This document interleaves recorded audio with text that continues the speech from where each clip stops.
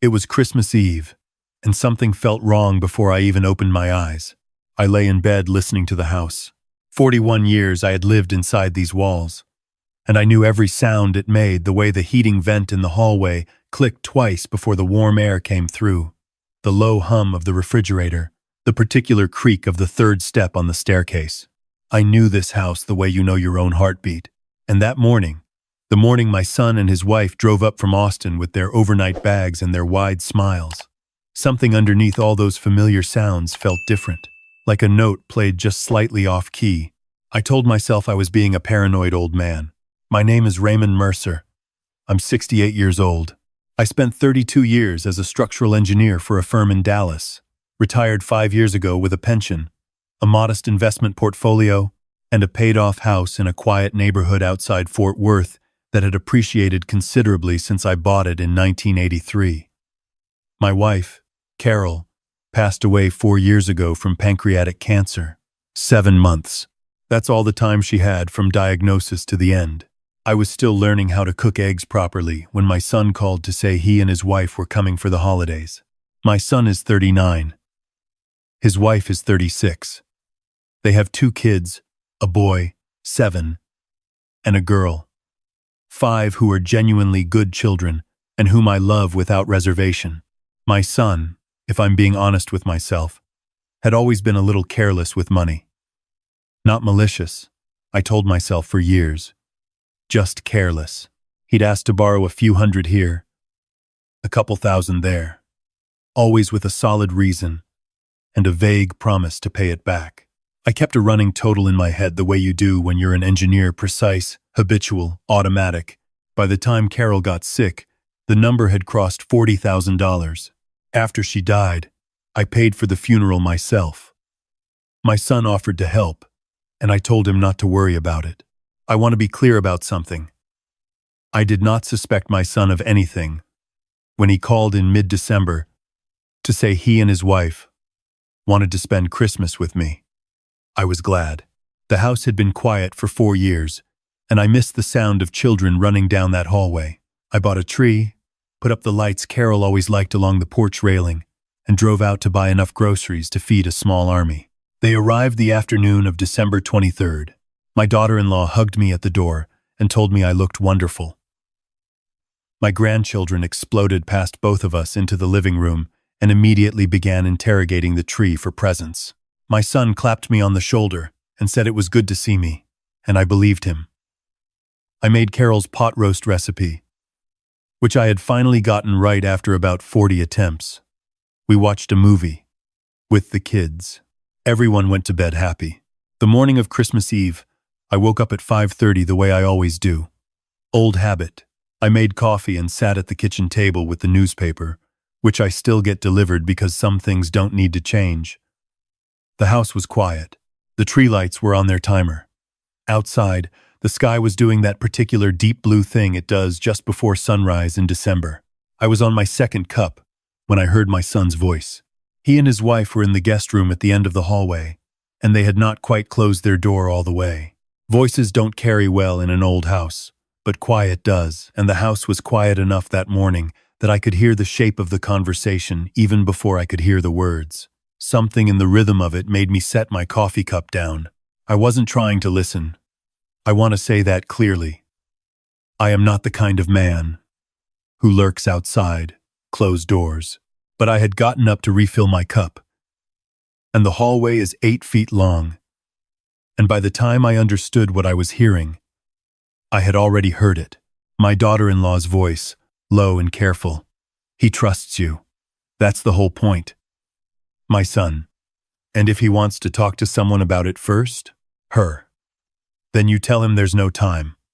The accountant needs it before the new year, or we lose the exemption. He doesn't know enough about tax law to push back. A pause. My son. What if he calls the accountant himself? Her. He doesn't have the number. You said he uses your guy now. I stood very still in that hallway. I want to tell you that I immediately understood everything. I didn't. What I had was a fragment, a piece of something I couldn't yet see the shape of, and a cold feeling spreading through my chest that I recognized from my engineering days, the specific sensation of looking at a load-bearing calculation and knowing, before you can prove it, that something is wrong. I went back to the kitchen. I poured my coffee. I sat back down. I thought about the phrase quitclaim deed.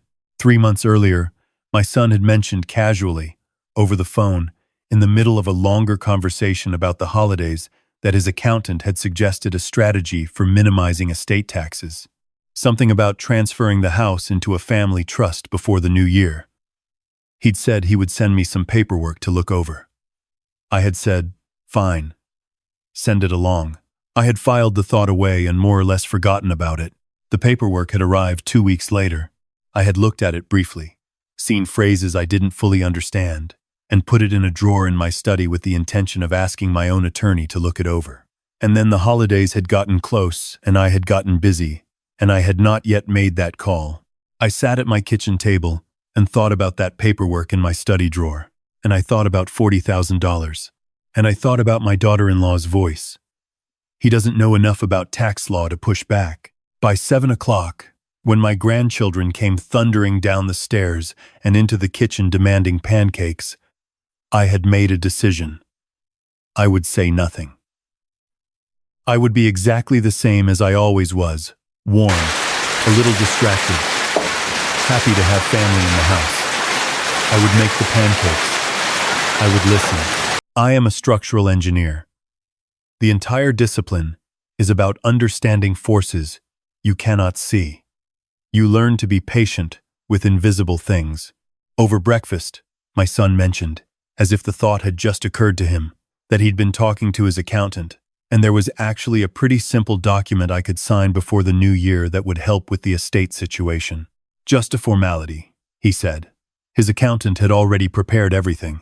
I said, "Oh, sure. Remind me later, and we'll take a look."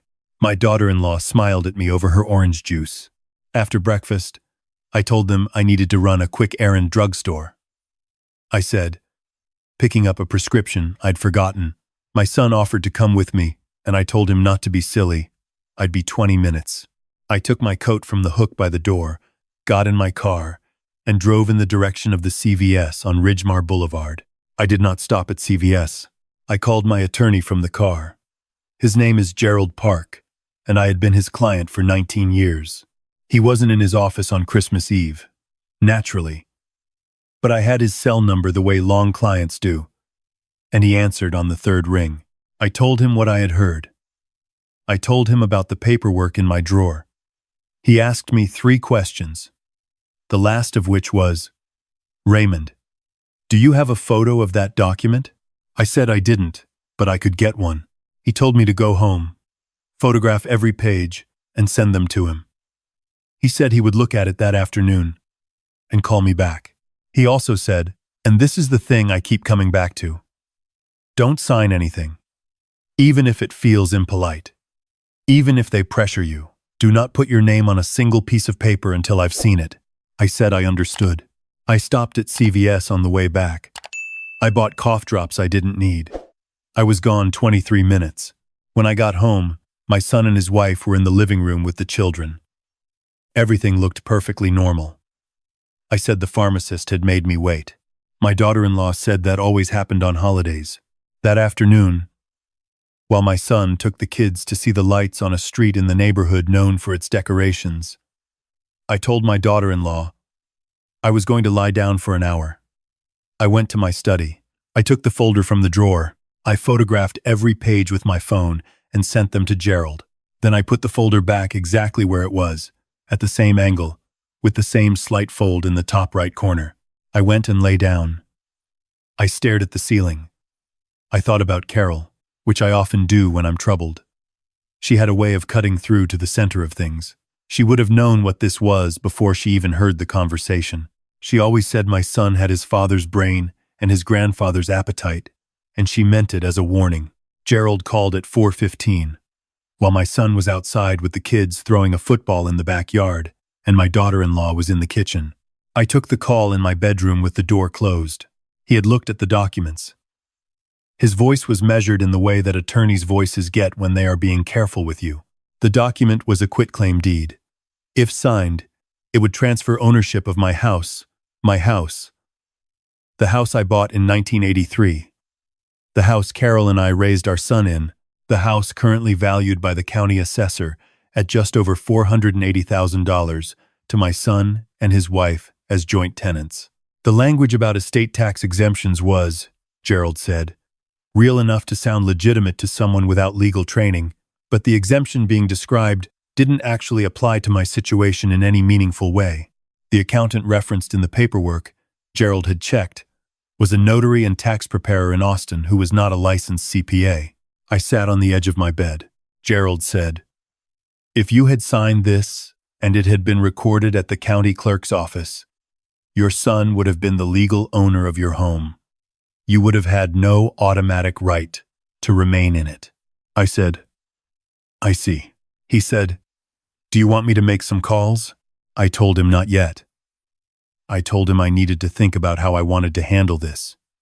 He said he understood, but that I should call him the moment I felt any pressure to sign, day or night. He also mentioned, quietly, that depending on how the situation developed, there might be grounds for an adult financial exploitation complaint with the Texas Attorney General's office. He said he was not suggesting I had to go that route. He was simply making sure I knew what the routes were. After we hung up, I sat in my room for a long time. I want to tell you that I felt something dramatic in that moment. Rage, grief, the floor dropping out from under me. What I actually felt was tired, a particular kind of tired that has nothing to do with sleep. I had suspected something since 5:30 that morning, and having the suspicion confirmed did not shock me so much as settle into me, heavy and quiet. I thought about $40,000. I thought about 7 months. I thought about Carol's pot roast and my son at 14, building a model bridge for a school project at this same kitchen table. And me, sitting beside him, explaining why triangles hold weight better than squares.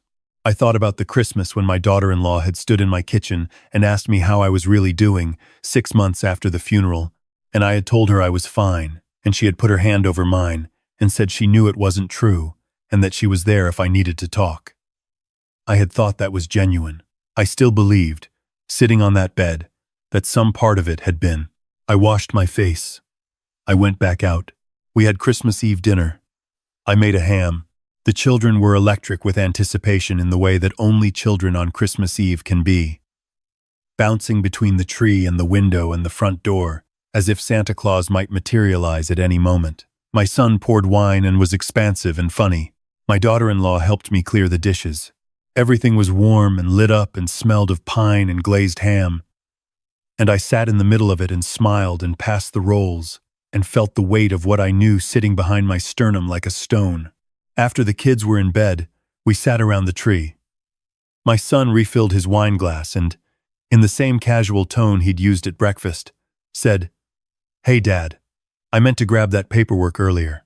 Should we just take a quick look at it tonight so it's done?" I said, "You know what? Let's do it now." My daughter-in-law looked at my son. He looked at her. I got up and went to my study. I came back with the folder. I sat down, opened it, and looked at it as though seeing it for the first time. I turned a few pages, slowly. My son leaned forward a little. My daughter-in-law had gone very still. I said, "Walk me through this part here." I pointed to the section describing the property transfer. My son explained it the way Gerald said he would: estate tax exemption, family trust, simple procedure. Accountant needed it before January 1st. He was calm and fluent. He'd rehearsed. I nodded slowly. I said, "And your accountant prepared this?" He said yes. I said, "What's his license number?" A pause. Small, but there. My son said he didn't have it on him. He'd have to look it up. I said, "That's fine. I'll need it anyway for my own records. And I'll want Gerald to take a look before I sign. You know how I am. I like to have my own guy check anything with my name on it. Old habit." My daughter-in-law said, carefully, "The thing is, the deadline for the exemption is really the 31st, so there might not be time." I said, If Gerald can't get to it before the year's end, we'll figure something out. I'm sure the deadline can flex. I smiled at her. These things usually can. Neither of them said anything. I closed the folder and set it on the side table. I topped off my own wine. I asked my son if he'd seen the Cowboys game last week, and after a moment he said he had. And we talked about football for 20 minutes, while my daughter-in-law sat with a smile that didn't quite reach her eyes. That night I sent Gerald a text. Didn't sign. More soon. Christmas morning was, despite everything, genuinely lovely in the way that children make things lovely. My grandchildren were up at 6, and whatever was happening between the adults in that house had nothing to do with them. I watched my grandson tear into a present and hold up a remote-controlled truck with an expression of pure disbelief, as if he had never once dared to hope for anything so magnificent, and I felt something that was actually, simply, happiness. Children are good at that. They pull you into the present tense, whether you want to go there or not. After the gifts, after the breakfast casserole I'd prepared the night before, my son tried once more. He said his accountant had confirmed the deadline was firm. He said it was really just a formality. He said he could walk me through every line if I wanted. I said, I appreciate that. I'm going to have Gerald look at it. That's my final word. On it. Something shifted in my son's face. Just briefly. Then it was gone. My daughter-in-law excused herself to call her mother. That afternoon, while my grandchildren napped and my son watched football, I called Gerald again and told him I was ready to take the next steps. I asked him what those looked like. He told me. Over the following 10 days, I did several things. Gerald filed a formal complaint with the Texas Attorney General's Consumer Protection Division, documenting the attempted transfer and the misleading documents. He also sent a certified letter to my son and daughter-in-law, outlining what the quitclaim deed actually was and what its consequences would have been, and informing them that any further attempts to transfer, encumber, or otherwise affect my property would be met with immediate legal action. I also, on Gerald's advice, took the original folder of documents to the county clerk's office, where I had them date-stamped and entered into a record showing I had reviewed and rejected the transfer. Gerald said this was a belt and suspenders move. I said I liked belt and suspenders. I made one additional call. I called a financial advisor I'd worked with years ago and asked her to review my broader situation. We spent 2 hours on the phone going over everything. I transferred my investment accounts into a revocable living trust that I had Gerald draft, naming myself as trustee and a close friend of 20 years as successor trustee, with my grandchildren as ultimate beneficiaries. Not my son, not my daughter-in-law. My grandchildren directly, held in trust until they turned 25. I did not tell my son any of this immediately. He called on December 28th, 3 days after they'd driven back to Austin. He asked if I'd had a chance to talk to Gerald. I said I had. He asked how it went. I said, Gerald had some concerns about the document. I'm not going to be signing it. A long pause. Then, Dad, I said, I'm not going to talk about the document. What I would like to talk about is what I heard on Christmas Eve morning. At 5:30, when you thought I was still asleep, he went very quiet. I told him what I had heard, word for word. I have a good memory for words. It is one of the things engineering teaches you. When the precise language matters, you remember the precise language. He started to say something, and I said, Please, let me finish. I told him I was not calling to end our relationship. I was not calling to tell him he was a bad person. I was calling because I had been his father for 39 years, and I believed he deserved to hear this directly from me, rather than from an attorney. What he and his wife had attempted was a felony under Texas law, not a technicality, not a gray area.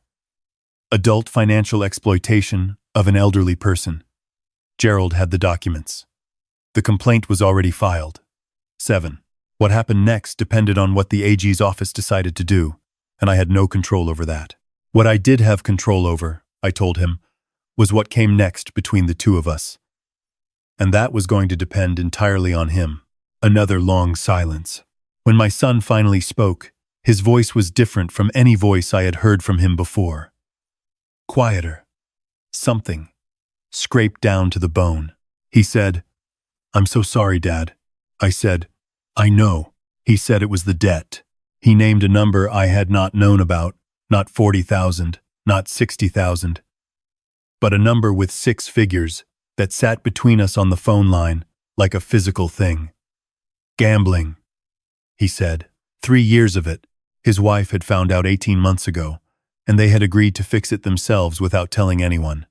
And then it had gotten worse instead of better, and someone had suggested the house, and he had told himself it was just borrowing.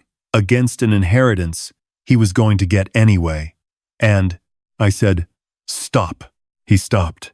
I said, "I understand how people get to places they never intended to go.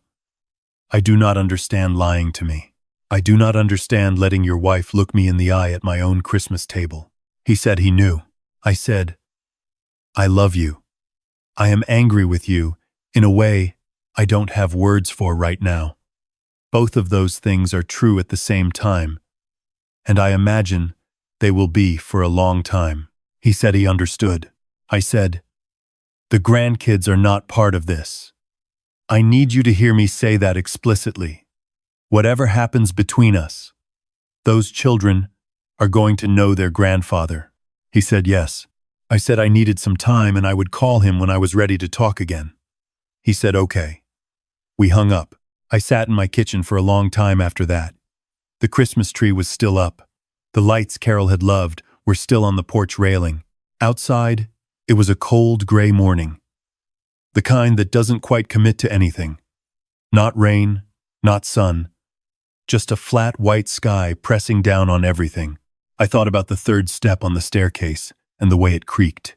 I thought about a 7-year-old holding up a remote control truck like he'd been handed the world. I thought about Carol, who had always known, who had set his grandfather's appetite like a warning I had not quite heard in time. I am 68 years old. I have spent my life calculating load-bearing tolerances, looking at invisible forces, and figuring out what they can do to structures over time. I am good at it. I was also, for years, very good at looking at one invisible force, in particular the way my son moved through the world. Taking more than he should, promising what he couldn't deliver, and choosing not to calculate what that would eventually cost. The cost turned out to be a cold morning in late December, and a phone call that changed the shape of every memory I had. The Texas AG's office opened a formal investigation in February. Gerald said these things move slowly, and I should not expect a quick resolution. I said I was an engineer. I understood that structures take time to fail and time to fix. I had lunch with my son in March. Just the two of us, at a diner outside Fort Worth that we used to go to when he was a teenager. He was in counseling for the gambling. He and his wife were in couples therapy. He did not make excuses. He did not ask me for anything. He drank his coffee and looked out the window and said he was working on becoming someone I could trust again, and he knew that was going to take a long time, and he wasn't asking me to speed that up. I said, "That's the right answer." We talked about his son's baseball season and my plans to repaint the back fence in the spring. We split a piece of pie. When we got to the parking lot, he hugged me for a long time without saying anything, the way he used to when he was small, and something had scared him. I hugged him back. I drove home on the highway with the window cracked, the cold air coming in, and thought about what it means to love someone you cannot fully trust. I didn't come to any conclusions. I'm not sure there are any. There is only the ongoing work of it. The daily decision to stay present with a person while you keep your own foundations solid beneath you. My house is still in my name. My trust is drawn up and signed and sitting in Gerald's files. My grandchildren's futures are protected in ways my son cannot touch. The Christmas lights are in a box in the garage. In a few weeks, I'll put them back up, along the porch railing where Carol always liked them. And the house will look the way it always has from the outside, warm and solid. A little worn, still standing. That's usually how it goes with the structures that matter. They don't look different from the outside. You only know how much work happened underneath if you were there for it. I was there for it.